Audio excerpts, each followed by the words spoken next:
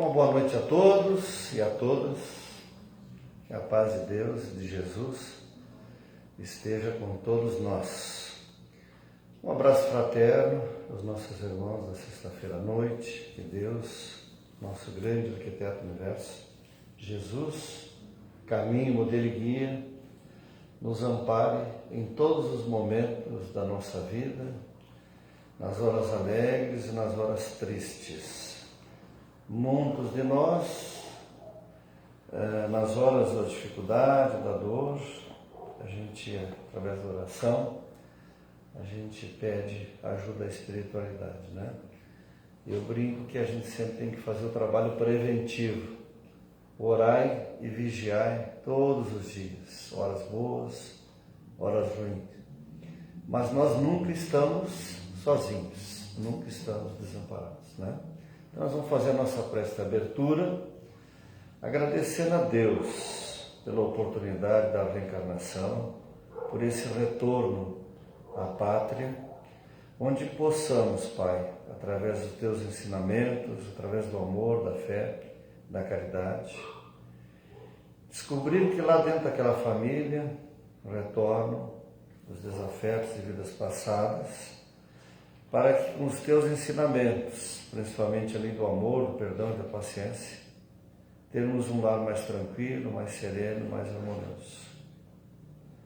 Muito obrigado, Pai, por esse dia 29 de janeiro, obrigado pela nossa querida Sociedade Espírita Jesus de Nazaré. Te agradecemos pela vida, te agradecemos pela doutrina, por tudo que já recebemos. Gratidão imensa a Ti, pelos ensinamentos, pelos esclarecimentos. E que assim seja. Então, o tema da noite de hoje é laços espirituais e laços corporais. Quem é o pai atual? Quem é a mãe? Quem são os filhos? Quem é o outro pacote que nos acompanha? Que sempre cada um de nós tem de acordo com o nosso merecimento. Aquela sogra que a gente ama, que leva ela todos os dias para a nossa casa, ou o sogro, ou os cunhados. É tudo merecimento, tudo é planejado, né? Ninguém está lá errado na reencarnação. Tudo existe um planejamento, né? Então esse tema está no capítulo 14 do Evangelho, os irmãos que têm o Evangelho em casa, que estão assistindo aqui pelo Facebook, né? Honrai o vosso pai e a vossa mãe, e o item é o parentesco corporal e o parentesco espiritual, né? Os laços de sangue não estabelecem necessariamente os laços entre os espíritos. O corpo procede do corpo, mas o espírito não procede do espírito. Porque o espírito existia antes da formação do corpo. Não foi o pai quem criou o espírito do filho. Ele não fez senão lhe fornecer um envoltório corporal, mas deve ajudar o seu desenvolvimento intelectual e moral para fazê-lo progredir. Os espíritos que se encarnam numa mesma família, sobretudo entre parentes próximos, são os mais frequentemente espíritos simpáticos, não é amorosos, é simpáticos. Um detalhe aqui, né? Unidos por relacionamentos anteriores, que se traduzem por sua afeição durante a vida terrestre. Mas pode ocorrer também que esses espíritos sejam completamente estranhos uns aos outros, divididos por antipatias igualmente anteriores, que se traduzem da mesma forma por seu antagonismo na Terra, para lhes servir de prova. Os verdadeiros laços família não são, pois, os da consanguinidade, mas os da simpatia e da comunhão de pensamentos que une os espíritos antes, durante e após a sua reencarnação. De onde se segue que dois seres nascidos de pais diferentes podem ser mais irmãos pelo espírito do que se fossem pelo sangue. Podem se atrair e se procurar dar-se bem juntos, enquanto que dois irmãos consanguíneos podem se repelir, como se vê todos os dias problemas morais que só o espiritismo podia resolver pela pluralidade das existências. Há, pois, então, duas espécies de família, as famílias pelos laços espirituais e as famílias pelos laços corporais. As primeiras duráveis, fortalecendo-se pela depuração, e se perpetuam no mundo dos espíritos através de diversas migrações da alma. As segundas, frágeis como a matéria, extingue-se com o tempo e frequentemente dissolve-se moralmente desde a vida atual. Foi isso que Jesus quis fazer, compreender e dizer aos seus discípulos: eis minha mãe e meus irmãos. Quer dizer, minha família pelos laços do Espírito, porque quem querer que faça a vontade do meu Pai, que está nos céus, é meu irmão, minha irmã e minha mãe. Então, capítulo 14 aqui do nosso Evangelho segundo o Espiritismo. Quem é o pai e a mãe, os filhos que estão lá naquela família? Muitos de nós a gente tem curiosidade. Por isso que no capítulo 5 do Evangelho, tem lá um item chamado, o capítulo 5 é Causas Atuais das Aflições. O item é Causas Atuais das Aflições e o capítulo é Bem-aventurados aflitos, né? Então lá fala causas atuais e causas anteriores das aflições. A vida atual dessa família que se reúne, que é feito um planejamento antes da gente vir para cá, é de acordo com a necessidade para evoluir aquelas pessoas que voltam àquele lar. A gente não lembra quem foi o pai, quem foi a mãe, porque lá nesse item do capítulo 5 fala do esquecimento do passado. Se a gente lembrar que o pai de hoje é aquele filho que no passado era o amante, ou a amante que destruiu uma família, como é que eles vão conviver agora, sabendo o que aconteceu no passado? Por isso que aquilo que Deus faz, Ele faz bem feito, fica adormecido. Por isso do esquecimento do passado. Quem é os filhos de atualmente, pode ser a mãe, a esposa, a amante, pessoas que a gente teve sempre relacionamento. Nada é por acaso, nada é por acaso, né? Então, por isso que a gente, às vezes, vê filhos que não gostam da mãe, tem horror à mãe, mas o outro é apaixonado pela mãe. Sempre, nós filhos, sempre pode ter o queridinho da mamãe, o queridinho do papai e aqueles que parecem que é o patinho feio. É bem normal isso dentro das famílias. Jesus veio nos dar a lei do amor exatamente para a gente fazer aparar essas arestas de vidas passadas. Não é fácil, né? Não é fácil. Mas quem ama, perdoa. Quem ama vai dar valor àquela mãe que passa 9 meses com a gente na barriga, né? E aí muitos de nós ingratos depois esquecemos as mães, principalmente as mães, né? E os pais. Alguns com uma boa condição financeira abandonam o pai e a mãe nos asilos, nas casas geriátricas, né? A gente sabe quando tem um caso, uma doença grave, alguma coisa assim, aí é diferente. A gente está acompanhando na nossa família uma tia com Alzheimer, que frequentou 25 anos essa casa aqui mais ou menos. 25 não, quase 30 anos. Ela frequentou essa casa aqui junto comigo e com a minha mãe. Aí um caso um pouco diferente, porque às vezes a gente não sabe lidar com algumas coisas. Mas às vezes a gente vê muitos pais e mães com a saúde boa numa clínica geriátrica. Tirou o idoso do lar, ele perde todo aquele convívio familiar. Ele sente isso quando a gente tira alguém dentro de uma família. O pessoal da área de serviço social comenta muito sobre isso, né? Então, essa família corporal, às vezes ela está unida ali por um resgate, por um casamento de resgate, que voltam novamente para se depurar, pela lei do amor, pela paciência, pelo perdão, né? No livro aqui do Martins Peralva, Estudando a Mediunidade, aqui chega a explicar os 5 tipos de casamento que existem, só para vocês terem uma ideia. Os casamentos acidentais, provacionais, sacrificiais, afins e transcendentais. Todos nós vamos passar por todo esse tipo de casamento. Às vezes com a mesma pessoa, em várias reencarnações. Algumas pessoas, quando a gente fala isso assim, não, mas eu faço de tudo, mas eu não volto com ele. Por causa dos laços espirituais a gente volta, até pelo amor e pelo perdão a gente resgatar tudo aquilo que precisava resgatar. Então a família corporal não necessariamente é a verdadeira família que a gente tem, a espiritual.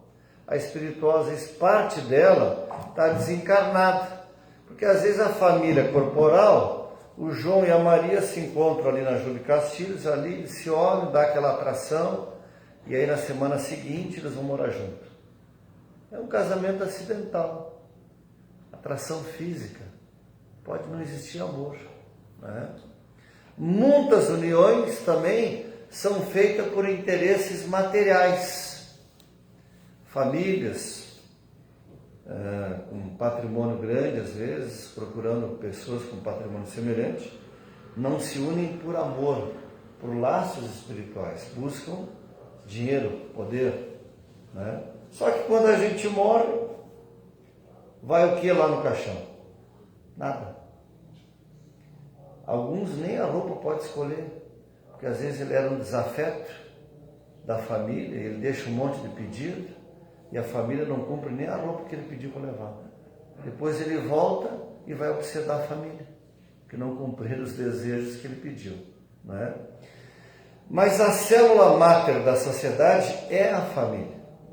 Não tem coisa mais importante na vida da gente. É o primeiro laboratório de educação. Muitos de nós pais transferimos erradamente para os professores a educação dos anjinhos. E muitos de nós ainda vamos lá nas escolas pedir a cabeça dos professores. Os nossos filhos são os anjinhos. Jamais ele faria isso aqui na escola. E daqui a pouco alguém que tem família perde o emprego pela indisciplina de um filho nosso, que em casa a gente não dá limite, e na escola, quando vão tentar dar, reclama do professor. Quem é educador aqui, na plateia, sabe o que eu estou falando. É o que eu tenho visto nesses 27 anos de sala de aula aí que eu trabalho já, né? Então, se mudou as regras, o aluno às vezes pode tudo, e os pais passam a mão na cabeça. Coitadinho, ele está deprimido. Está deprimido porque não existe mais psicochinela, psicovara. Os pais da gente, a educação era no olhar, castigo, né? Hoje a tecnologia está destruindo as famílias. As pessoas estão doentes por causa do TikTok, WhatsApp, Facebook, Instagram. A lei do progresso, que está aqui no Livro dos Espíritos, não proíbe nada da gente. E ela fala que a gente tem que ser comedidos, usar aquilo para o bem. A gente vende os trabalhos da gente pelo Instagram, pelo Facebook, com certeza. Pelo WhatsApp, tem que pagar as contas, né? Mas tem que saber usar todas essas ferramentas. Não pode viver em função da tecnologia. Então, dentro dos laços corporais, as famílias sendo destruídas, porque a tecnologia aproxima os distantes e afasta os próximos. As pessoas vão para o quarto, cada um com o celular, né? E assim vai. Se vocês puderem, e o pessoal que está assistindo pelo Facebook, entrar no YouTube, tem as palestras do nosso irmão lá de Campina Grande, o psicólogo Rossando Clige, ele é de Campina Grande, da Paraíba. Ele fala muito sobre o problema da educação, né? E ele tem um livro muito bom, que fala sobre educação, que se não me engano é Eduque-me, né? Então tudo precisa, dentro desses laços corporais, mesmo que não são espíritos simpáticos, a gente precisa se ajustar, porque senão aumentou em 30% o índice de separações com pessoas com casamentos entre 30 e 40 anos. É uma pesquisa que esses dias passou aí. Se não cumpriu a tarefa, vai voltar tudo de novo. Vai voltar tudo de novo. Porque antes da gente vir para cá, foi feito o planejamento, que era para ficar com aquela moça o resto da vida. Mas aí aquela moça, com o passar dos anos, ela foi mudando, e todos nós mudamos. O ser humano é assim, né? Aquele moço, lá na juventude bonito, que trazia flores para a esposa, que lembrava do primeiro beijo, ele quando já sai na rua, já sai na frente dela e não olha para a esposa. Isso não acontece com ninguém aqui, né? Estou olhando aqui para os casais, estou vendo aqui os casais na plateia, né? Todos os casais aqui dão flores ainda aí. Ou estou esquecendo? São esses detalhes, além do amor, os pequenos detalhes da ligação durante o dia, do bilhetinho, das flores, de dizer o quanto que a gente ama aquela pessoa que lava as cuecas da gente, né? E com o passar dos anos, às vezes isso aí vai acabando, porque exatamente às vezes uma série de tecnologias, né, vão afastando o casal, os filhos, né? O filho cobrando do pai e da mãe esse negocinho novo aqui, né? Mas às vezes ele está com dificuldade de ler um livro, que ele não quer mais ler, ele só quer olhar o Instagram, o WhatsApp. Aí na escola manda ele fazer uma redação. Ele não lembra mais o que é oxítona, paroxítona, proparoxítona, não lembra mais nada. Pedir tabuada nos dias de hoje para a gurizada, capitais do Brasil, né? Tudo isso dentro da família. Na minha época, meu pai e minha mãe cobravam o básico. E se a gente lá na família aprontasse alguma na escola, a gente em casa tinha alguns castigos. Então família é coisa muito séria, laços corporais não está ali por acaso. Não está ali por acaso. Eu sempre brinco muito sobre a sogra, sobre o sogro, sobre os cunhados, né? Todo mundo tem um cunhado chato ou uma cunhada escorada, todo mundo tem. Mas é um merecimento nosso. Ame eles. Beije a sogra. Ela está ali, às vezes foi a nossa mãe de vidas passadas que a gente abandonou. E agora a gente tem que tratar bem ela. Nada é por acaso, gente. Nada, nada, nada, nada. Nesses 33 anos, quase 34, aprendendo dentro da doutrina espírita, que não é nada para a espiritualidade, mas a gente procurando ler, pesquisar, estudando as obras básicas, Chico, Divaldo, Dr. Bezerra, e eu agora há pouco aqui queria indicar para o pessoal que está em casa assistindo a palestra e os presentes, né? Se fala muito de gratidão. A gente tem que ter gratidão com quem está lá na casa da gente. E o Divaldo tem um excelente livro ali na livraria que é A Psicologia da Gratidão. Tem pessoas que têm dificuldade de dizer, quando agradecer agora por causa da chuva, hoje estava 14 graus de manhã, aí tem gente que já reclama. Gente, quando a gente acordar, gratidão pela chuva, pelo sol, como fazia São Francisco de Assis. Gratidão para aquele filho traquilozinho que está lá, que vai, acontece com aquela filha. Tem casais que não conseguem ter filho e a gente reclama de um que é aprontão, mas é o nosso merecimento. Ninguém está errado, gente, ali dentro daquele lar. Ninguém. Então, se a gente fazer o evangelho no lar, esse casamento que não teve nada com amor, mas com o passar dos anos virou amor, né? A gente pelo evangelho, a água fluida que vocês podem trazer, o fora da caridade não há salvação, o amor, o perdão, gente, né? A coisa mais importante da vida da gente é um pai e uma mãe. Quem tem um pai e uma mãe vivo tem os maiores tesouros, são os nossos exemplos, né? Muitos de nós já não temos mais pai, não temos mais mãe, mas pelas preces onde eles estão, eles recebem a nossa gratidão pela vida, né? Lá na espiritualidade, aqueles pais que já desencarnaram, através dos sonhos, como fala no livro dos médiuns, eles continuam conversando com a gente, através dos sonhos. Coisa boa quando a gente acorda e reencontra o pai num sonho ou a mãe, é coisa boa. Pessoas que a gente se sente bem durante o sonho, que tu conversa com elas, tu acorda outra pessoa. É a família dos laços espirituais nos dando força para a gente superar junto com essa família dos laços corporais, superar as provas, as dificuldades. Coisa mais abençoada, a gente poder contar com a ajuda da família espiritual para a atual encarnação da gente, né? Eu queria terminar aqui com uma poesia do Casimiro Cunha, que foi um dos poetas da época do romantismo, através do Chico, onde eu vou ler só um pedacinho. O livro parece que ele não é mais editado, é Carta às Famílias, no caso, né? Então, que a gente lute sempre por essa família dos laços corporais. Não é muito comum a gente perder um familiar e a gente querer ele de volta imediatamente. Vou lá na casa espírita para ver se ele se manifesta lá. O Chico usa uma frase que eu aprendi há 34 anos atrás, com o seu Jimenez, com o seu Divino, aqui na casa, quando a gente chegou aqui, né? Que o telefone sempre toca de lá para cá. Ninguém desencarna hoje e amanhã já está se manifestando ali na irmã tal, não sei quem nos bairros. Não existe isso, gente. Não deixem de ser enganados, né? Tudo tem um tempo.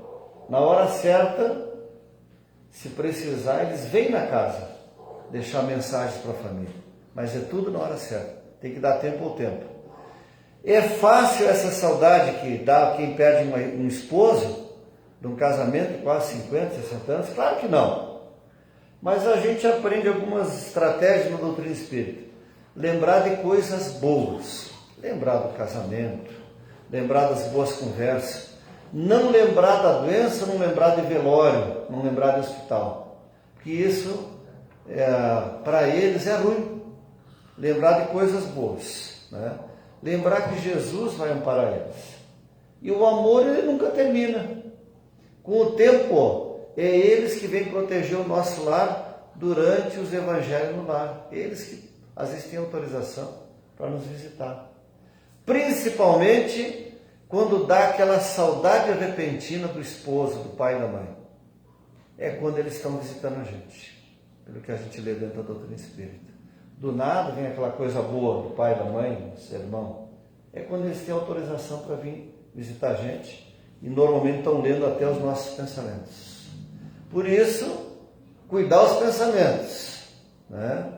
Perder o esposo, casamento de 60 anos, agradecer, né? Antes de ler a poesia, a gente tem que olhar para a vida. A doutrina espírita diz que a gente tem que olhar para a vida com alegria, gente, não com tristeza. Senão as rugas vão aparecer mais cedo. É isso que acontece. Então vai uma historinha aí para a gente descontrair um pouquinho também, né? Diz que o seu Pedro foi casado com a Dona Maria há mais de 60 anos. E a Dona Maria, de vez em quando, ela era mais forte que o seu Pedro. De vez em quando, como se dizia lá no João, ela dava umas surras, assim, de vez em quando, o seu Pedro, né? Ao longo de 60 anos, de vez em quando, ela usava umas correções nele, né? E ele desencarnou antes que ela. E normalmente, vocês podem observar, o homem normalmente eles morre antes, né? Então ele desencarnou tudo, né? E ela todo dia lá no túmulo dele, meu amor, meu querido, que saudade, e agora como é que vai ser, né? E ele lá sentadinho em cima do túmulo, um bom tempo lá, porque ela não deixava ele seguir. Até que passa um médium lá por perto lá, e o médium, ele atrai, né?